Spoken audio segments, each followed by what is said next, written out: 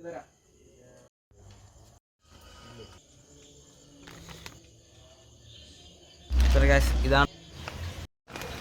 Okay. ഞാൻ comment box ഓണാക്കി തന്നെ ഇടാം. നിങ്ങൾക്ക് അതിനെക്കുറിച്ച് എന്ത് ഡൗട്ട് ഉണ്ടെങ്കിലും അതൊരു കൊക്കല്ലേ പോയത്. യെസ് യോ വാട്ട് ഈസ് അപ്പ് ഗായ്സ്, വീണ്ടും അതിമനോഹരമായ പുതിയ വ്ളോഗിലേക്ക് നിങ്ങൾക്ക് ഏവർക്കും സുസ്വാഗതം. ഗായ്സ് വീണ്ടും ഒരു നല്ലൊരു ദിവസത്തിലേക്ക് വീണ്ടും വരവായി. അപ്പോൾ ഗായ്സ് നമുക്ക് ഇന്ന് നമ്മുടെ കൈവശം R15, അതായത് ഒരുപാട് ദിവസമായി തീർച്ചയായിട്ടും നമ്മുടെ R15 ഒന്ന് ചാനലിലേക്ക് എന്താ പറയുക പ്രസൻറ്റ് ചെയ്തിട്ട് ഇന്ന് അതിനുള്ള അവസരമാണ്. അപ്പോൾ നിങ്ങൾ വീഡിയോ ടൈറ്റിൽ കണ്ടതുപോലെ തന്നെ ഏകദേശം 20,000 കിലോമീറ്റർ കഴിഞ്ഞിട്ടുള്ള R15 എന്താ പറയുക റിവ്യൂ, അതാണ് ഇന്നത്തെ വീഡിയോ. റിവ്യൂ മാത്രമല്ല, അതിൻ്റെ റേറ്റും കാര്യങ്ങളും എല്ലാം ഓവറാൾ നമ്മൾ എന്താ പറയുക നമ്മളിപ്പോൾ കവറപ്പ് ചെയ്യുന്നുണ്ട്. തീർച്ചയായിട്ടും നമ്മുടെ ചാനൽ നിങ്ങൾ ആദ്യമായിട്ടാണ് കാണുന്നതെങ്കിൽ ലൈക്കും സബ്സ്ക്രൈബും ചെയ്യാൻ നിങ്ങൾ മറക്കണ്ട. അതുപോലെ ബെല്ലൈക്കൺ അമർത്തുവാനും വേണ്ടി ഞാൻ നിങ്ങൾ അഭ്യർത്ഥിക്കുന്നു. അതുപോലെ തന്നെ തീർച്ചയായിട്ടും നിങ്ങൾ സപ്പോർട്ടും കാര്യങ്ങളൊക്കെ തരുന്നുണ്ട്. എന്തായിരുന്നാലും ചാനൽ ഒരുപാട് എന്താ പറയുക നല്ല അധികം ഗ്രോത്തും കാര്യങ്ങളൊക്കെ ഉണ്ട്.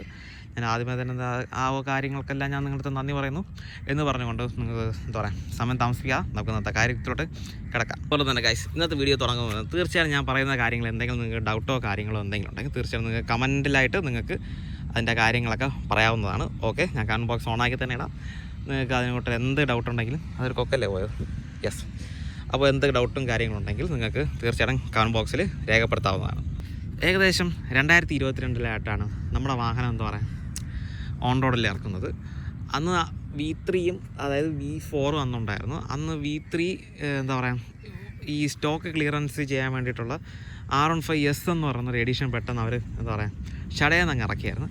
അപ്പോൾ എന്തായിരുന്നാലും എനിക്ക് പേഴ്സണലി ഇഷ്ടപ്പെട്ട വണ്ടി എന്തായിരുന്നാലും V3 ആണ്. V4നേക്കാളും V3 ആണെങ്കിൽ കൂടുതൽ ഇഷ്ടം. ആ വണ്ടി കണ്ടപ്പോഴേക്കും എന്തായാലും ഇതിൻ്റെ ബാക്കിൽ ഒരുപാട് സ്റ്റോറിങ് കാര്യങ്ങളൊക്കെ ഉണ്ട്.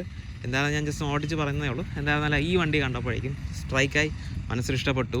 നമ്മുടെ ക്രേസി ഗോവാളിനെ പറയുന്നത് ഇഷ്ടപ്പെട്ടു ഞാൻ എടുക്കുന്നു, അതുപോലെ തന്നെയാണ് ഇഷ്ടപ്പെട്ടു ഞാൻ എടുത്തു. അതിനുശേഷം എന്താ പറയുക ഓരോ മാസം ഓരോ വർഷവും ഞാൻ ഇങ്ങനെ നടന്നതിൽ തീർച്ചയായിട്ടും വൺ ഓഫ് ദ ബെസ്റ്റ് വണ്ടി എന്ന് തന്നെ എനിക്ക് പറയാൻ പറ്റും. എനിക്ക് അധികം എന്താ പറയുക ചിലവൊന്നും വരുത്താതെ അധികം എന്താ പറയുക അധികം പറ്റാവാതെ വളരെ ഫ്രണ്ട്ലി ആയിട്ട് എനിക്ക് കൊണ്ടു നടക്കാൻ പറ്റിയൊരു വാഹനം തന്നെയാണ് R15 നമ്മുടെ V3 തന്നെ. അത് നിശംസിച്ച് പറയാം. അതുപോലെ തന്നെ അതിന് വേണ്ടിയിട്ടുള്ള ചിലവും കാര്യങ്ങളൊക്കെ എന്തൊക്കെയായി അതാണ് ഞാൻ നിങ്ങളുടെ ഇവിടെ പ്രസൻറ്റ് ചെയ്യാൻ പോകുന്നത്. ഇപ്പോൾ റീസെൻ്റ്ലി എന്തായിരുന്നാലും 20,000 കിലോമീറ്റർ വണ്ടി എന്തായിരുന്നാലും ഓടിയിട്ടുണ്ട്. ഞാൻ അത് നിങ്ങൾക്ക് കാണിച്ചു തരാം. ഇതാ നമുക്ക് ഓപ്പൺ ചെയ്യുമ്പോൾ നിങ്ങളിതിൽ കണ്ടാൽ മനസ്സിലാവും. ഓഡോമീറ്റർ കാണിച്ചു തരാം. ഇതിൽ പോട്ടെ ബാക്കിലോട്ടോട്ട്. ഇതാ 20,000 കിലോമീറ്റർ എന്തായിരുന്നാലും 21 അടുപ്പിച്ചാവാറായി. എന്തായിരുന്നാലും നമുക്ക് അറൗണ്ട് ചെയ്ത് എന്താ പറയുക ഒരു 20,000 കിലോമീറ്റേഴ്സ് വയ്ക്കാം. എന്നാലും ഒരു 20,000 കിലോമീറ്റേഴ്സ് നമുക്ക് ഒരു ശരാശരി വാഹനം ഓടുമ്പോഴേക്കും അത്യാവശ്യം കൂട്ടുള്ള പണികളും കാര്യങ്ങളൊക്കെ എന്തായിരുന്നാലും നമുക്കൊന്ന് റീമോഡിഫൈ ചെയ്ത് തന്നെ തീർച്ചയായിട്ടും ഇറക്കണം. അതിലാദ്യമായിട്ട് എനിക്ക് ചിലവായ ഒരു കാര്യം എന്ന് പറഞ്ഞു കഴിഞ്ഞാൽ തീർച്ചയായിട്ടും നമുക്ക് സർവീസ് ചെയ്യേണ്ടി വരും. പക്ഷേ നോർമൽ സർവീസിനേക്കാളും കുറച്ചും കൂടെ ഡീപ്പായിട്ട് നമുക്ക് എന്താ പറയുക സർവീസിൻ്റെ കാര്യം നമുക്ക് എക്സ്പ്ലോർ ചെയ്യേണ്ടി വരും. അതിൽ നമ്പർ 1 കാര്യം എന്ന് പറഞ്ഞാൽ നമുക്ക് ഈ ആക്സിലേറ്റർ ത്രോട്ടിൽ കേബിൾ കണ്ട നിങ്ങൾക്ക് മനസ്സിലാവും. 2 പുതിയതാണ് ഇട്ടിട്ടുള്ളത്. ഇതിൻ്റെ റേറ്റും കാര്യങ്ങളെല്ലാം ഞാൻ താഴെ ഡിസ്ക്രിപ്ഷനിൽ കൊടുക്കാം. കാരണം എന്ന് വെച്ചാൽ എനിക്ക് ചെറിയൊരു എല്ലാത്തിൻ്റെ റേറ്റിൻ്റെ കാര്യം കുറച്ചും കൂടെ ഒന്ന് ക്ലാരിറ്റി എനിക്ക് വരുത്താനുണ്ട്. അതുകൊണ്ടാണ് ഞാൻ എന്താ പറയുക അതിൻ്റെ റേറ്റിൻ്റെ കാര്യങ്ങളെല്ലാം ഡിസ്ക്രിപ്ഷനിലായിട്ട് 1 by 1 ഞാൻ കൊടുക്കാം. തീർച്ചയായിട്ടും നിങ്ങൾ എന്താ പറയുക ഡിസ്ക്രിപ്ഷനിൽ നോക്കുക. അപ്പോൾ എന്തായിരുന്നാലും എന്ന് എനിക്ക് തോന്നുന്നു ഏകദേശം 190 അങ്ങാണ്ട് ഇതെന്തായിരുന്നാലും ഇതായിട്ടുണ്ട്. ത്രോട്ടിൽ കേബിൾ നമ്മൾ രണ്ടും പ്ലസും മൈനസിനും വേണ്ടിയിട്ടാണ് രണ്ടിനും എന്താ പറയുക നമ്മൾ ത്രോട്ടിൽ കേബിൾ മാറ്റിയിട്ടുണ്ട്. ഇനി ത്രോട്ടിൽ കേബിൾ മാറ്റുന്നതിൻ്റെ ടാസ്ക് എന്തായിരുന്നാലും ഞാൻ ഈ വാഹനം എന്തായിരുന്നാലും നമ്മൾ സുഹൃത്തിൻ്റെ കയ്യിലാണ് നമ്മൾ എന്താ പറയുക ഈ സർവീസും കാര്യങ്ങളെല്ലാം ചെയ്യാൻ കൊടുത്തത്. അപ്പോഴായിരുന്നാലും എനിക്കൊന്ന് പോയി എക്സ്പീരിയൻസ് ചെയ്യാൻ പറ്റും എങ്ങനെയൊക്കെയാണ് സർവീസ് ചെയ്യുന്നത്. ഈ ത്രോട്ടിൽ കേബിൾ മാറ്റുന്നതിൻ്റെ സർവീസല്ല എന്തായിരുന്നാലും അത് ചെയ്യുന്നതിൻ്റെ പരിപാടി എന്താണെന്ന് എന്തായാലും ഞാൻ നേരിട്ട് കണ്ടു. അപാരമാണ് എന്ന് പറഞ്ഞാൽ ഞാൻ തന്നെ എന്താ പറയുക കണ്ട് ഒന്ന് സഹതാപം വന്നുപോയി. കാരണം വെച്ചാൽ അത്രയ്ക്കും മെനക്കെട്ട പണിയാണ് ഈ ഒരു ത്രോട്ടിൽ കേബിൾ മാറ്റുന്നതാണ്. ത്രോട്ടിൽ കേബിൾ മാത്രമല്ല മാറിയത്, എയർ ഫിൽറ്റർ മാറിയിട്ടുണ്ട്. എയർ ഫിൽറ്റർ ഇവിടെയായിട്ട് വരും. ഏകദേശം ത്രോട്ടിൽ കേബിളിൻ്റെ എന്താ പറഞ്ഞാൽ കറക്റ്റ് പറഞ്ഞാൽ ഈ ഒരു മെറ്റീരിയൽ പിന്നെ ഇത് കംപ്ലീറ്റ് ഈ ടാങ്കോടെ ഫുൾ ഇടുന്നതായിരുന്നു. ആദ്യം നമ്മൾ വലിച്ചിളക്കി കളയണം. അതിനുശേഷം ഇതിൻ്റെ ഇവിടെയായിട്ട് വരും. ഓക്കെ, ഇവിടെയായിട്ട് വരും നമ്മുടെ എയർ ഫിൽറ്റർ. ഈ എയർ ഫിൽറ്റർ അങ്ങനെയാണ് മാറ്റുന്നത്. ഇത് ഇത്രയൊന്നും അഴിച്ച് പണിയുക എന്ന് പറഞ്ഞാൽ നമുക്ക് ഒരു മെക്കാനിക്കിനെ സംബന്ധിച്ച് അതൊരു വലിയൊരു കാര്യമല്ല. പക്ഷേ നമ്മൾ ആദ്യമായിട്ട് കണ്ടെന്നുള്ളൊരു നിലയിൽ സത്യം പറഞ്ഞാൽ എനിക്ക് ഇത്രയും വലിയ പണിയാണോ എന്ന് ഞാൻ തന്നെ മനസ്സിൽ ചിന്തിച്ചു പോയി. അതുമാത്രമല്ല നമ്മുടെ മെക്കാനിക്ക് തന്നെ പറഞ്ഞതാണ്, ഈ ലുക്ക് കൂടുന്തോറും വണ്ടിയുടെ ഈ നമുക്ക് ഈ അഴിച്ച് പണിയേണ്ട കാര്യങ്ങളൊക്കെ കൂടിക്കൂടി വരുമെന്നാണ് ശരിക്കും പറഞ്ഞാൽ മെക്ക് പറഞ്ഞത്. കറക്റ്റ് പറഞ്ഞാൽ R15 മാത്രമല്ല ഏതൊരു വണ്ടിക്കും അങ്ങനെയാണ്. ഈ ലുക്ക് കൂടുന്തോറും നമുക്ക് പല കാര്യങ്ങളും നമുക്ക് എന്താ അഡ്ജസ്റ്റ് ചെയ്ത് വയ്ക്കേണ്ടി വരും. ഓക്കെ, എയർ ഫിൽറ്റർ നിങ്ങൾ കണ്ടതുപോലെ ഇവിടെ തന്നെ എടുത്ത് വയ്ക്കേണ്ടി വന്നു. ഈ ടാങ്കോളെ എന്താ പറയുക അഴിച്ച് മാറ്റേണ്ടി വന്നു. ഇപ്പോൾ ത്രോട്ടിൽ കേബിളിൻ്റെ കാര്യം പറയുമ്പോഴും കറക്റ്റ് ഇവിടെ നിന്ന് കണക്ഷൻ ഇതിൻ്റെ അകത്തോടെ ഇങ്ങനെ പോവും. അപ്പോൾ ശരിക്കും പറഞ്ഞാൽ അതും നമ്മൾ കാണുമ്പോൾ ആസ് എ മെക്കാനിക് അവർക്കൊരു പ്രോബ്ലം അല്ല. പക്ഷെ നമ്മൾ ആദ്യം കാണുമ്പോഴേക്കും ഇതൊക്കെ വലിയൊരു വർക്കാണല്ലോ എന്ന് നമുക്ക് മനസ്സിൽ തോന്നിപ്പോകും. അതിനുശേഷം സ്പാർക്ക് പ്ലഗ് മാറിയായിരുന്നു. സ്പാർക്ക് പ്ലഗിൻ്റെ വില ഞാൻ താഴെ കൊടുക്കാതിരിക്കാം. അതിനുശേഷം ഒരു പ്രധാനപ്പെട്ട കാര്യം എന്ന് പറഞ്ഞാൽ നമ്മുടെ എഞ്ചിൻ ഓയിൽ. ഓക്കെ, അതിനുശേഷം എഞ്ചിൻ ഓയിൽ പ്രധാനപ്പെട്ട ഒരു കാര്യമാണ്. എഞ്ചിൻ ഓയിൽ പുതിയത് വെച്ചായിരുന്നു. ഇതിന് മുമ്പൊക്കെ R3യുടെ എഞ്ചിൻ ഓയിൽ ഞാൻ ഒഴിക്കുമായിരുന്നു. പക്ഷേ ഇത്തവണ R3യുടെ എഞ്ചിൻ ഓയിലല്ല, നമ്മുടെ R15ൻ്റെ തന്നെയാണ് എന്താ പറയുക കമ്പനി എഞ്ചിൻ ഓയിൽ തന്നെയാണ് ഒഴിച്ചത്. അപ്പോൾ അതാണ് എഞ്ചിൻ ഓയിൽ. പിന്നെ ഓയിൽ ഫിൽറ്റർ മാറ്റിയായിരുന്നു. ഓയിൽ ഫിൽറ്ററും എന്തായിരുന്നാലും ഓയിൽ ഫിൽറ്റർ ഇത്ര ചെറിയൊരു സാധനമാണ്, നിങ്ങൾക്ക് കണ്ടിട്ടുണ്ടോ? അല്ല ഞാൻ ഫോട്ടോ സൈതൊക്കെ ഞാൻ ഇവിടെ കാണിക്കാം. ഓക്കെ, അപ്പോൾ ഓയിൽ ഫിൽറ്റർ നമ്മൾ മാറ്റിയിട്ടുണ്ടായിരുന്നു. പിന്നെ വേറൊരു കാര്യം എന്ന് പറഞ്ഞാൽ നമ്മുടെ ബ്രേക്ക് പാഡ് മാറ്റിയിട്ടുണ്ട്. ഓക്കെ, ബ്രേക്ക് പാഡ് 20,000 കിലോമീറ്റർ ആകുമ്പോഴേക്കും എന്താ പറയുക 20,000 കിലോമീറ്റർ അല്ല, കറക്റ്റ് പറഞ്ഞാൽ ഒരു 10,000 ആകുമ്പോൾ തന്നെ പല വണ്ടികളുടെയും ബ്രേക്ക് പാഡൊക്കെ ചെറുതായിട്ടൊക്കെ പോയി തുടങ്ങും. അപ്പോൾ എന്തായിരുന്നാലും ഞാൻ ആദ്യം ഒരിക്കൽ മാറ്റിയായിരുന്നു. ഇതിപ്പോൾ രണ്ടാമത്തെ തവണയാണ് മാറ്റേണ്ടത്. ബ്രേക്ക് പാഡ് എന്തായിരുന്നാലും അത് മാറ്റിയിട്ടുണ്ട്. പക്ഷേ ബ്രേക്ക് പാഡ് എനിക്ക് തോന്നുന്നു അത് കമ്പനിയുടേതല്ല, അത് തേർഡ് പാർട്ടി ആണെന്ന് തോന്നുന്നു. എന്തായാലും അതിൻ്റെ റേറ്റും കാര്യങ്ങൾ ഞാൻ കൊടുത്തേക്കാം. ബ്രേക്ക് പാഡ് മാറ്റിയായിരുന്നു. അപ്പോൾ ഇപ്പോൾ എന്തൊക്കെയായി? കേബിളായി, എയർ ഫിൽറ്റർ, പിന്നെ നമ്മുടെ ഓയിൽ ഫിൽറ്റർ, ഓയിൽ ചേഞ്ച്, അതുപോലെ തന്നെ ബ്രേക്ക് പാഡ്.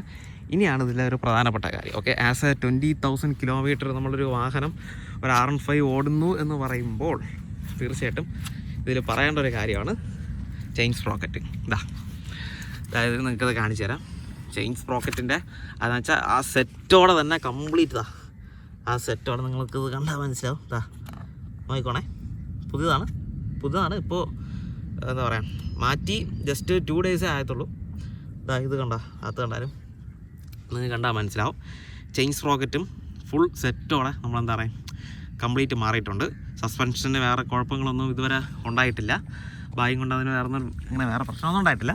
എന്തായിരുന്നാലും ആസ് യൂഷ്വൽ ഒരു വണ്ടിക്ക് എന്തൊക്കെയാണോ പണി വരുന്നത് അതെല്ലാം നമ്മൾ റെഡിയാക്കി ഇവിടെ ചെയ്തിട്ടുണ്ട്. അപ്പോൾ ചെയിൻ സ്പ്രോക്കറ്റിൻ്റെ റേറ്റ് എത്രയാണെന്ന് വെച്ചാൽ ഒരു 2,600 അങ്ങനെ എന്താ റേഞ്ച് ആയിട്ടുണ്ട്. ഞാൻ റേറ്റ് നിങ്ങൾ പേടിക്കണ്ട, റേറ്റെല്ലാം കാര്യങ്ങളെല്ലാം ഡിസ്ക്രിപ്ഷനിൽ ഞാൻ കൊടുത്തേക്കാം.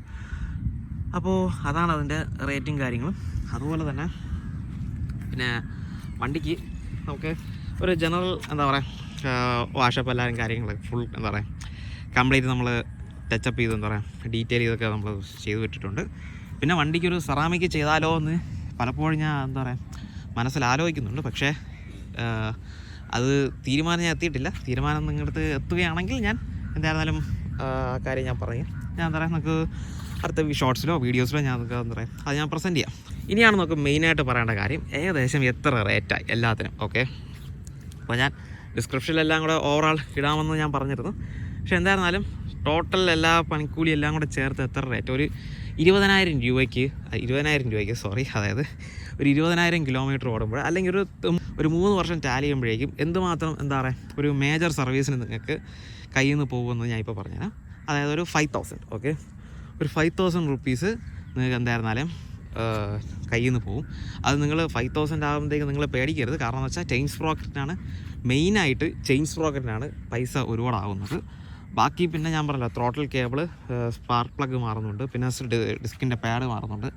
അങ്ങനെ അത്യാവശ്യം വേണ്ട കാര്യങ്ങൾ തന്നെയാണ് ഇതിൽ നിന്ന് മാറുന്നത്. അങ്ങനെ നമുക്ക് അധികപ്പറ്റായിട്ട് എന്താ പറയുക അങ്ങനെ അധികം ഒന്നും ഇതിൽ നിന്നൊക്കെ മാറേണ്ട ആവശ്യം വരുന്നില്ല. അപ്പോൾ അത് നിങ്ങൾ എന്തായിരുന്നാലും മനസ്സിലാലോചിക്കുക. 5,000 ആയെന്ന് പറഞ്ഞിട്ട് നിങ്ങളൊന്നും 5,000 ആയാലേ നിങ്ങൾക്ക് റോയൽ എൻഫീൽഡിൻ്റെ ഒരു സർവീസ് ആയില്ലേ, അല്ലെങ്കിൽ ഒരു BMW നമ്മുടെ BMW വാഹനം പുറത്ത് കൊടുത്തു കഴിഞ്ഞാൽ ഇത്രയും ആവത്തില്ല എന്നൊക്കെ നമുക്ക് തോന്നിപ്പോവും. ഓക്കെ, പക്ഷേ ഇതൊരു മേജർ സർവീസാണ്. ചെയിൻ സ്പ്രോക്കറ്റിൻ്റെ അതിൻ്റെയൊക്കെ നോർമലി മാറുന്നത് എന്തൊക്കെയാണോ അതൊക്കെ ഇതിൽ മാറിയിട്ടുള്ളൂ, അല്ല വേറെ കൂടുതലൊന്നും ആയിട്ടില്ല. ഇനി എന്തായിരുന്നാലും ഇത്രയും മാറിയതുകൊണ്ട് ഇനി വീണ്ടും എന്താ പറയുക ഒരു 20,000 കിലോമീറ്റേഴ്സ് വീണ്ടും സ്മൂത്തായിട്ട് ഒരു ചിലവുമില്ലാതെ ഭംഗിയായിട്ട് പോകും. പിന്നെ ഇപ്പോൾ വണ്ടി ഒരു 20,000 ആയതെന്തായിരുന്നാലും ഇപ്പോൾ സർവീസ് കഴിഞ്ഞ ശേഷം വണ്ടി വളരെ സ്മൂത്താണ്. വളരെ സ്മൂത്ത് എന്ന് പറഞ്ഞാൽ കറക്റ്റ് പറഞ്ഞാൽ അതിൻ്റെ ഒരു ത്രോട്ടിൽ കാണുമ്പോൾ തന്നെ കറക്റ്റ് ആ ഒരു ത്രോട്ടിൽ കൊടുക്കുമ്പോൾ തന്നെ നമുക്കറിയാൻ പറ്റും എന്തുമാത്രം സ്മൂത്താണെന്നും. കറക്റ്റ് പറഞ്ഞാൽ നമ്മൾ വണ്ടി എടുത്തപ്പോൾ എങ്ങനെയാണോ എന്താ പറയുക ഈ വാഹനം എടുത്തപ്പോൾ എങ്ങനെയാണോ ഒരു സ്മൂത്ത്നെസ് അത് തന്നെ കറക്റ്റ് നമുക്ക് ത്രോട്ടിൽ നിന്ന് ഫീൽ ചെയ്യാൻ പറ്റും. അതൊന്ന് മാറ്റിയതുകൊണ്ടാണ് എന്തായിരുന്നാലും അത് കറക്റ്റ് നമുക്ക് ഫീൽ ചെയ്യാൻ പറ്റും. അത് ഞാൻ ഇന്നാണ് അറിഞ്ഞത്. പിന്നെ വേറൊരു കാര്യങ്ങളുണ്ട്, ഇതിൻ്റെ ഇൻഡിക്കേറ്ററും കൂടെ ചെറിയൊരു പ്രോബ്ലം വന്നിട്ടുണ്ട്. ഇൻഡിക്കേറ്റർ ഒന്ന് പൊട്ടിപ്പോയി. ഓക്കെ, നിങ്ങളത് വേറെ ഒന്നും വിചാരിക്കേണ്ട. ഇൻഡിക്കേറ്റർ ചെറുതായിട്ടൊന്ന് പൊട്ടിപ്പോയി. അത് മുമ്പ് പൊട്ടിയാണിരുന്നത്. അത് എന്താ പറയുക ഞാൻ വിട്ടുപോയൊരു കാര്യമാണ്. എന്തായിരുന്നാലും ഇൻഡിക്കേറ്ററിൻ്റെ വീഡിയോ എന്താ പറയുക അത് മാറുന്നൊരു വീഡിയോ ഞാൻ കറക്റ്റ് എന്താ പറയുക ഷോർട്സിലൊക്കെ ഞാൻ എന്താണെന്ന് പറയാം തീർച്ചയായിട്ടും നിങ്ങൾ എത്തിക്കാം. ഇതെല്ലാം പറയുമ്പോൾ ഞാൻ ചെറിയൊരു കാര്യം കൂടെ ഞാൻ എടുത്ത് എന്താ പറയുക അഡ്രസ്സ് ചെയ്യാം. വണ്ടിക്ക് എങ്ങനെയൊക്കെ പണി വന്നിട്ടുള്ളത്. തീർച്ചയായിട്ടും വണ്ടിക്ക് പണിയൊന്നും സാധനം അങ്ങനെ അധികം ഒന്നും വന്നിട്ടില്ല. ബാറ്ററി വീക്കോ അങ്ങനെ ഒന്നും വെച്ചാൽ പണിയൊന്നും വന്നിട്ടില്ല. സത്യം പറഞ്ഞാൽ സ്മൂത്താണ്, ഫ്രണ്ട്ലി വണ്ടിയാണ്. ഇടയ്ക്ക് ആ സ്റ്റാൻഡ് ഇടുന്നതിൻ്റെ സെൻസർ മാത്രം ചെറിയൊരു എന്താ പറയുക ഒരു കംപ്ലയിൻറ്റ് വന്നു. അല്ലാതെ എന്താ പറയുക വണ്ടിക്ക് അല്ലാതെ നമ്മളൊരു വെയർ ആൻഡ് ടിയർ പോലെ വരുന്ന പോലത്തെ കാര്യങ്ങൾ മാത്രമേ ഡിസ്ക് പാഡ് അങ്ങനെയൊക്കെ വന്നിട്ടുള്ളൂ. അല്ലാതെ വണ്ടിക്ക് എഞ്ചിൻ പണിയോ ഓയിൽ ലീക്കോ അങ്ങനെ വേറൊരു എന്താ പറയുക ബുദ്ധിമുട്ടൊന്നും ഇതുവരെ വന്നിട്ടില്ല. പിന്നെ അതുപോലെ തന്നെ വേറൊരു കാര്യം കൂടെ, നിങ്ങൾക്ക് എന്തെങ്കിലും ഡൗട്ടോ കാര്യങ്ങളോ വിലയെക്കുറിച്ചോ എന്തെങ്കിലും ഡൗട്ടോ കാര്യങ്ങളുണ്ടോ നിങ്ങൾക്ക് കമൻറ്റിൽ പറയാം. ഓക്കെ, കമൻറ്റിൽ പറയാം. എനിക്ക് അറിയാവുന്നതാണെങ്കിൽ ഞാൻ നിങ്ങൾക്ക് പറയാം, അല്ലെങ്കിൽ ഹെൽപ്പ് ചെയ്യാൻ പറ്റുന്ന എന്തെങ്കിലും ഞാൻ തീർച്ചയായിട്ടും നിങ്ങളെ ഹെൽപ്പ് ചെയ്യാം. അപ്പോൾ that's all folks today's video. തീർച്ചയായിട്ടും നിങ്ങൾക്ക് വീഡിയോ ഇഷ്ടപ്പെട്ടാൽ നിങ്ങൾ ലൈക്ക് സബ്സ്ക്രൈബ് ചെയ്യുക. അതുപോലെ അടുത്തൊരു വീഡിയോയിൽ കാണുന്നതായിരിക്കും. തീർച്ചയായിട്ടും നിങ്ങൾക്ക് എവർക്കും പീസ് ഔട്ട് മാൻ, പീസ് ഔട്ട്.